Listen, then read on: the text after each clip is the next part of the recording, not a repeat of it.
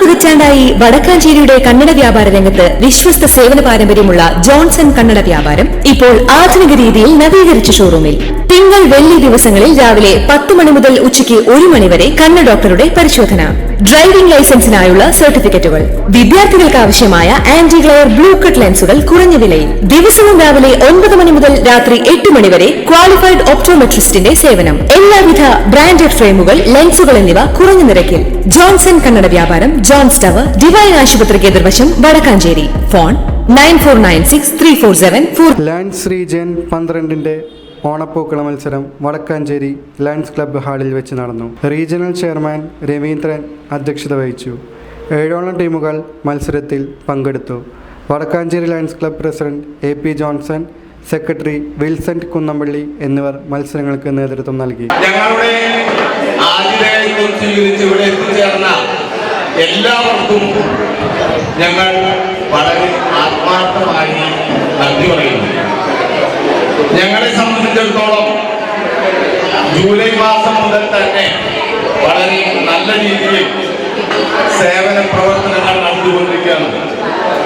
ഞങ്ങൾ വിവിധ തരം പ്രോജക്റ്റുകൾ നടത്തി ഞങ്ങൾക്ക് ഈ അവസരത്തിൽ നിങ്ങളെ അറിയിക്കാനായിട്ട് ഒരു സന്തോഷ വാർത്തയുണ്ട്.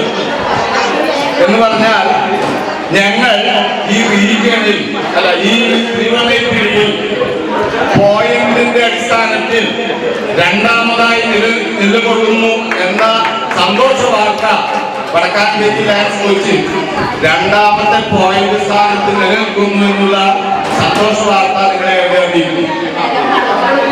ഞങ്ങളെ അതുപോലെ ഇനി കൂടുതൽ നീട്ടുന്നില്ല.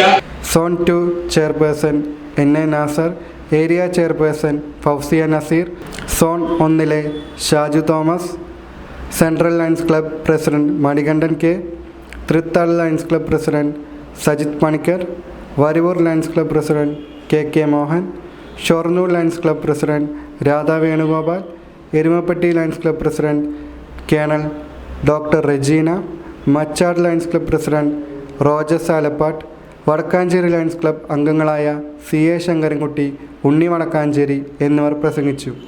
ഷൊർണൂർ ലയൺസ് ക്ലബ്ബ് 1ാം സ്ഥാനവും, വരിവൂർ ലയൺസ് ക്ലബ്ബ് 2ാം സ്ഥാനവും, വടക്കാഞ്ചേരി ലയൺസ് ക്ലബ്ബ് 3ാം സ്ഥാനവും പങ്കിട്ടു. News desk any time news. കൂടുതൽ വാർത്തകൾക്ക് ഞങ്ങളുടെ ചാനൽ സബ്സ്ക്രൈബ് ചെയ്യുക, ഫേസ്ബുക്ക് ഫോളോ ചെയ്യുക. വാർത്തകൾ വേഗത്തിലറിയാൻ എനി ടൈം ന്യൂസ്.